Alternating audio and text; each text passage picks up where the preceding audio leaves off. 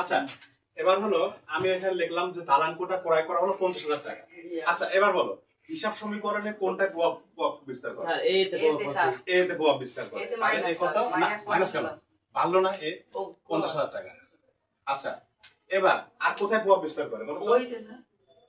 না দালান কোটা ক্রয়, দালান কোটা কিন্তু সম্পদ, আবার নগদ টাকা কিন্তু সম্পদ। তাহলে একদিকে নগদ টাকা কি হলো চলে গেল, আবার একদিকে সম্পদ কিন্তু বাড়লো। স্যার বৃদ্ধি হলো। হ্যাঁ এই তো সুন্দর বুঝতে পারছে। তাহলে এ আবার মাইনাস হলো 50,000 টাকা। তাহলে এখানে 0 প্লাস 0 এটা 0 প্লাস এর মানে কি উভয় পাশে কি প্লাস মাইনাস কি হয়ে গেল 0 হয়ে গেল না? 0 তারই পাল্লা কি সমান হয়েছে? আমার দুই পাশে সমান হয়েছে, দুই পাশে কিন্তু সমান হলো। তাহলে এইভাবে আমার প্রত্যেকটা সমীকরণ আমাদের মিলাইতে হবে। আচ্ছা এবার আমি তোমাদের একটা দেই তোমাদের টেস্ট করার জন্য, তোমরা বলবে স্যার ওটা বুঝলাম না স্যার 50,000 টাকা জিরো হলো কেমনে স্যার? এদিকে তো কিছু না, এটা প্লাস মাইনাসে কি 0 হয়ে গেল না? ও মানে এক ঘরে একটা সম্পদ একটা নগদ বসছে। হ্যাঁ একবার সম্পদ আসছে আবার সম্পদ আবার চলে গেছে, এক সম্পদ আসলো আবার এক সম্পদ চলে গেল। যেমন নগদে আমি 50,000 টাকাতে একটা দালান কোঠা কিনলাম বা একটা আমরা ঘর কিনলাম, 50,000 টাকাতে ঘর কিনলাম, ঘরটা কি সম্পদ, তাহলে ঘর কি একদিকে বাড়লো আবার নগদ টাকা চলে গেল, নগদ টাকা চলে গেল, তাহলে উভয় পাশে কি সমান হলো না? ইকুয়াল এই পাশে সমান এই পাশে সমান, তাহলে ইকুয়াল টু 0। মানে আমার পাল্লাটা ঘর সমান কিনলে করতে স্যার সম্পদ বাড়লো বা দালান সম্পদ কোঠা কমলো। বাড়লো আর টাকা জমা গেল। হ্যাঁ, এইভাবে কিন্তু লেনদেন অঙ্ক আছে না, কারণ ব্যাখ্যা করো, লেনদেনের কারণ ব্যাখ্যা করো, তখন বলবো যে নগদ টাকা একদিকে বাড়ছে আবার একদিকে কি দালান করা সম্পদ এদিকে বাড়ছে, বা এভাবে আসবে। মানে এক কথায় নিয়ে তোমরা মিল করবে, সমান করবে। আচ্ছা আমি এবার মুছি।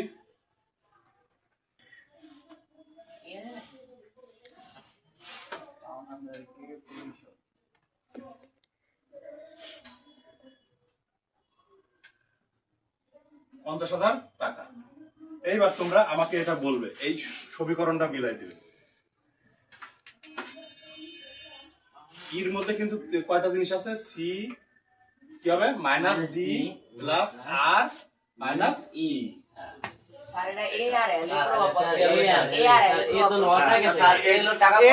নগদ থেকে স্যার ওটা দায় হ্রাস পাইছে, এল হ্রাস পাইছে।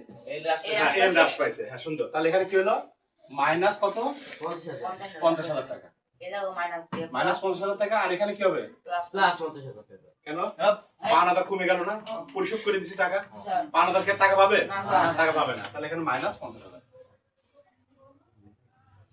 হ্যাঁ দেখো তো দুই পারের সমান হয়েছে কিনা? জি হ্যাঁ দুই পার কিন্তু সমান হয়েছে।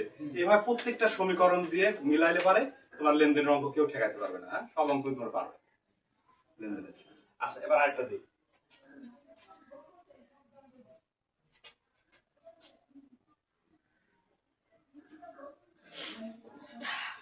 হ্যাঁ এটা বলো বেতন পরিশোধ, এরা কোনটা কোনটা প্রভাব? এ আর হলো ওইতে প্রভাব পড়ছে। তাহলে এর ঘরে আমি কি লিখবো? মানে মাইনাস মাইনাস 50,000 টাকা। আর এলে প্রভাব ফেলে নাই। আর আর কোথায় প্রভাব পড়ছে? ওইতে স্যার এলে তো কোনো প্রভাব পড়ে নাই। আর এখানে কি প্রভাব পড়লো? হ্রাস পাইছে ওই ওই ব্যয় হয়েছে, এই যে ব্যয় হয়েছে এক্সপেন্স, ব্যয় এর সামনে মাইনাস আছে, তাহলে ব্যয়, তাহলে কত টাকা ব্যয় 50,000 টাকা। তাহলে এই মাইনাস এখান দিয়ে 50,000 টাকা। হ্যাঁ তাহলে দেখো তো উভয় পাশ সমান হয়েছে কি, এদিকেও মাইনাস এদিকেও minus, equal to 0। Ultimate result কি 0। আচ্ছা আচ্ছা স্যার বেতন পরিশোধ স্যার ওইতে প্রভাব ফেললো কেমনে স্যার? ব্যয় হয়েছে না প্রতিষ্ঠানে, ওই যে ওই মানে এই যে স্যার মানে প্লাস আচ্ছা, আর মাইনাস বেতন পরিশোধ করলে এটা ম্যানেজারের কাছে কি বেতন কি ব্যয় না? আর ব্যয় হলে পারে কি হবে, এই যে এক্সপেন্স মালিকানা সত্য থেকে কম, এই যে ব্যয় মাইনাস এর সামনে কি আছে মাইনাস চিহ্ন, এক্সপেন্স মানে ব্যয়, আর আর মানে কি রেভিনিউ, রেভিনিউ মানে আয়, আয় যোগ হবে, আর ডি মানে কি উত্তোলন, ড্রয়িংস এর উত্তোলন এটা বিয়োগ হবে, আর সি তে কি ক্যাপিটাল মূলধন যোগ হবে।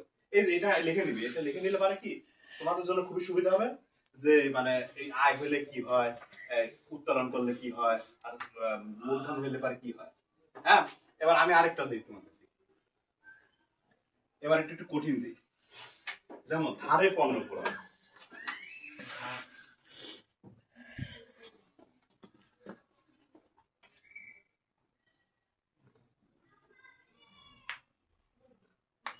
হ্যাঁ এবার এটা বলো এ আর এল এ প্রভাব ফেলে স্যার। হ্যাঁ এ আর এল ধারে পণ্য ক্রয়, পণ্য ক্রয় কিছু কিন্তু পণ্য কিন্তু সম্পদ নাই, এটা আশাপত্র ক্রয় করি না। হ্যাঁ নাসির বলো তো।